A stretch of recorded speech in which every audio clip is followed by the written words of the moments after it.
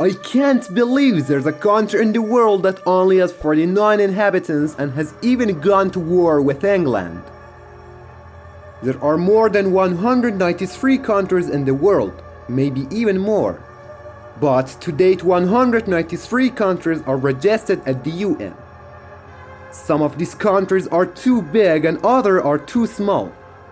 Vatican, for example, which is known as the smallest country in the world. The Vatican is, of course, a city-state. But today we're going to talk about a country that's not a country town, but it's very small and very strange. So stay tuned with Dark Fact.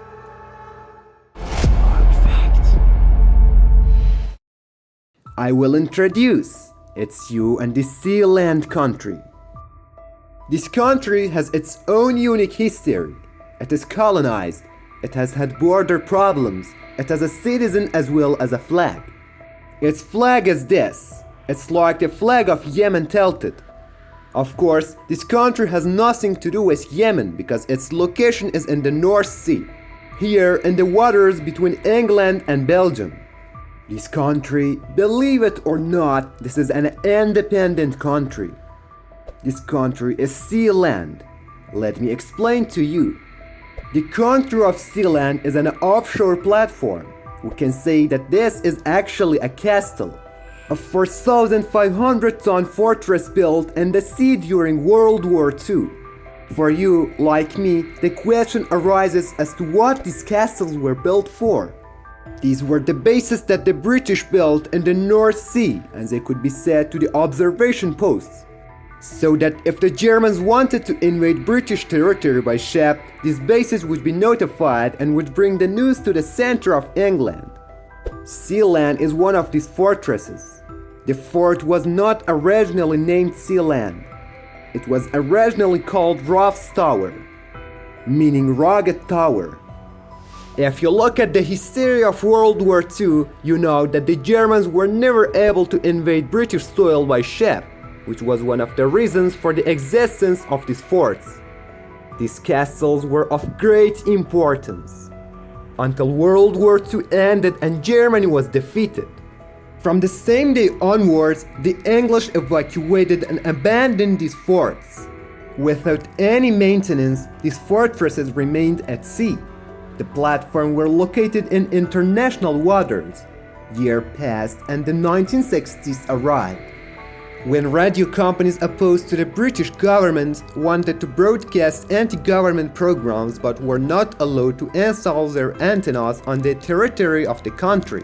For this reason, one of these radios comes to mind installing its antenna on one of these platforms in international waters, where no government could interfere because it was in international waters. A guy named Patrick Roy Bates, who owned a radio station, decided to mount his radio antenna on one of these platforms. They installed the antennas, but their radio was not welcomed and they actually went bankrupt.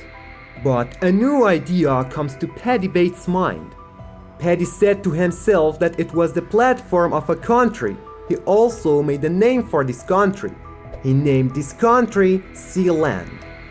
On September 2nd, 1967, this half-acre platform in the middle of open waters declared existence and officially unveiled its flag. Paddy Bates was elected leader of Sealand. Of course, there was no other participants in the election but himself. Mr. Paddy's work was perfectly legal because he had no disagreement. The UK government didn't care when they heard the news and said it was sheer nonsense. But wait, an important question. How can this country be an independent country? In principle, a country should have a permanent population, have a clear map, have a government and also be in touch with a number of other countries. Interestingly, Sealand had all these conditions. It has a population of 49, it has a clear border and is willing to have relations with other countries, but it doesn't have the most important. Do you ask what is it? I will tell you. One of the most important points of becoming a country is for other countries to recognize it, that no country has recognized Sealand to date. Today's situation in Palestine and Israel is a good example. Today, half of the world recognizes Israel and the other half recognizes Palestine. Some countries recognize both Israel and Palestine, China, for example. China recognizes both countries, and the same important issue, recognition by other countries, has caused tension between Israel and Palestine. So Sealand as a country has all the conditions except for recognition. It is interesting to know that in November 1968, a year after the founding of Sealand, the British Navy approached Sealand with a battleship. Mr. Paddy fired at this ship with his flare. The captain of the ship was surprised to see the foolish behavior of Mr. Paddy Roy Bates and ordered no further approach to the platform. So they turned around and returned to England. But they reported the gentleman's work to the British government and Mr. Paddy finally returned to England. When he got to England, they handed him a letter saying you had to come to court because you shot at the British Navy. But the court acquitted him. The court said because the British Navy had entered Mr. Paddy's area, the Navy was therefore culpable. The court didn't say it was a genuine country but recognized Mr. Paddy's ownership of the Sealand platform. Join us to see how a German man with his 3-man army invaded and occupied Sealand. If this video has interested you so far, please like the video and subscribe to the Dark Fact channel. 10 years have passed since the war between the British Navy and Mr. Paddy, and it was 1978.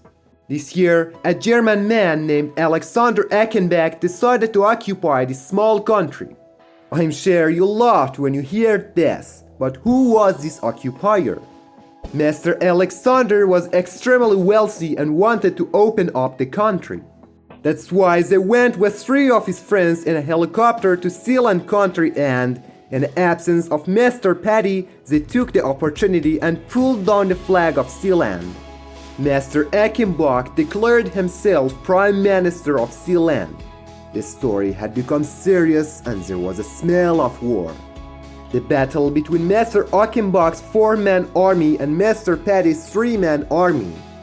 Paddy, when he learned that his country was occupied, came to Sealand with some of his friends and in a helicopter and entered Sealand in such a way that Alexander Achenbach and his friends were forced to surrender.